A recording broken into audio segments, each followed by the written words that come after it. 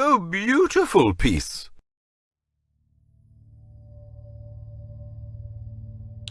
Alright, this could be big. Meh. Just realized I didn't talk about the tree much. All I've really done is come over and grab the suppression with Lucky Suppress, and then now, basically for the remainder of levels of the character, I'm just coming over Sentinel, Mage Bane, and then Reflexes, and then from there it's probably just Jewel Sockets or something like that.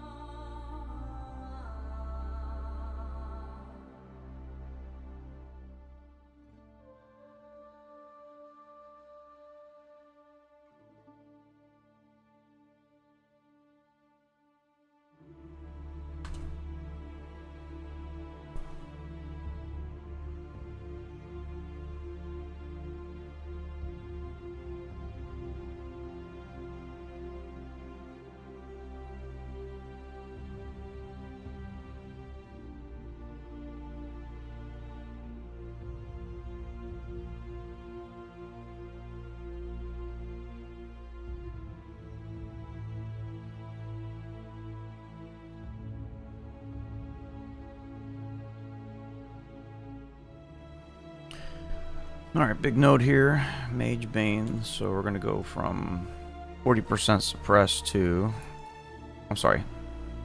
suppression chance from 20 to 29.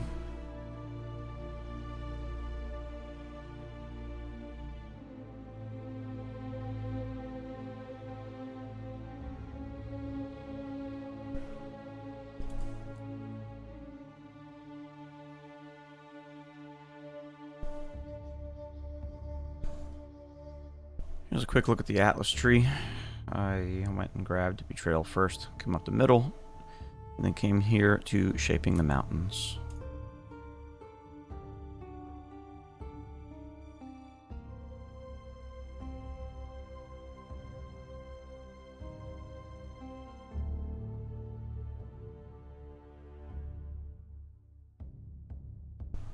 Okay, so I found a 5-link armor in a Mirage, chromed it up for all blue sockets.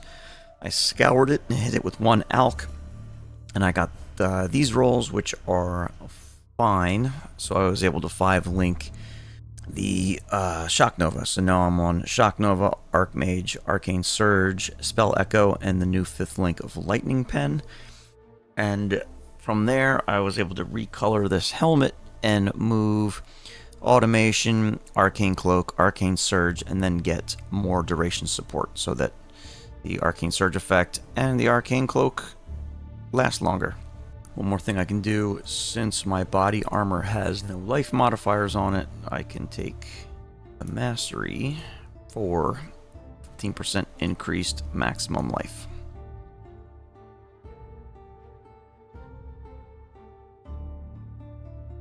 Unveiled this reasonable ring, which was an upgrade since the one I had on was pretty trash.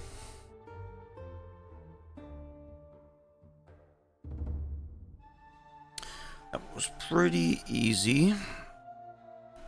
The damage has been pretty good since I picked up this 5th link. It hasn't been bad, period, but it's been especially good since picking up the 5 link, but that's probably no surprise, right? I think I may have found an upgrade here. I'm going to put a benchcraft for spell damage on this and see if it's better. Okay, so we currently go from 67k to 85k. Yeah, that's a pretty big upgrade. Alright, map cache in a tier 7 Mirage. Let's hope that this works out well for us. It's okay. Alright, so I've been moving up the map tiers. I just completed my first tier 7, and I just grabbed the other wing here with Shaping the Skies. The next plan is to move around the right side of this wheel and get Shaping the World.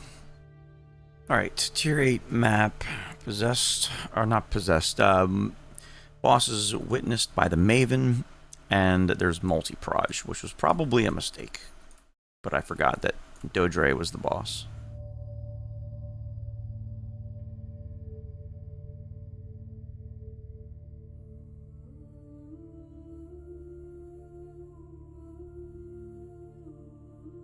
pretty tanky.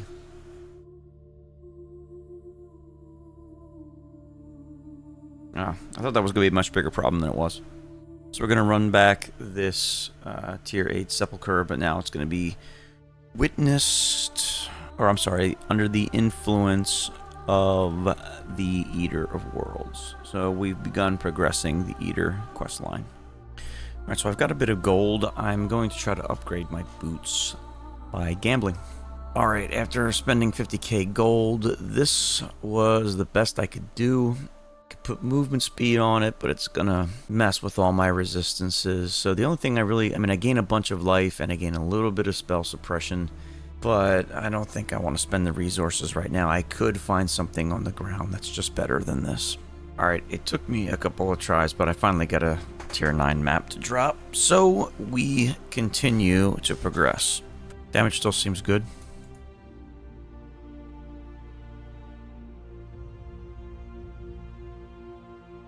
If anything, the heart seems tankier than Katava himself.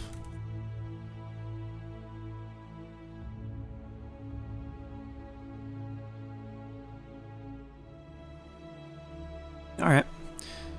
I'm still pleased at this point. Damage seems good. I picked up 2 tier 10s in that tier 9, so we are going to keep on going up the ladder.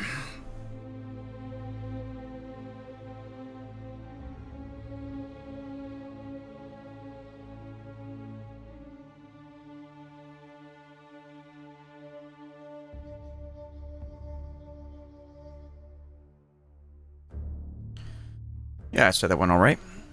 Having the two bosses gives me the higher chance of actually getting that tier 11, so thumbs up. Now I'm going to do what I forget to do every other run, and unspec Betrayal before I get to red maps. And then I'm also going to put in Shaping the World, more additional map drop chance. This should be one of the first real challenges for the build. Being cursed with vulnerability, I'll be squishier. The unique boss is going to have 30% more increased life, and I'm going to deal less damage because I have Enfeeble. So let's see what this is like.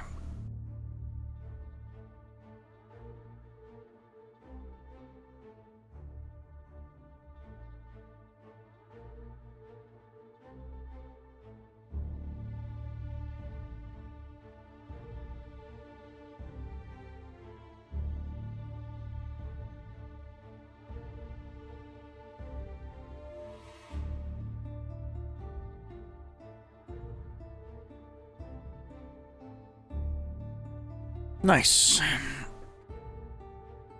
I performed well. I'm leveling up a Flame Dash for the Infinite Hunger. It's useful in the transition phases. Also, on the skill tree, I figured I'd talk about where I'm ultimately going to be going to round out the tree. I got one more point to Lightning Walker, and then I'm basically just going to be completing some wheels here. Mana.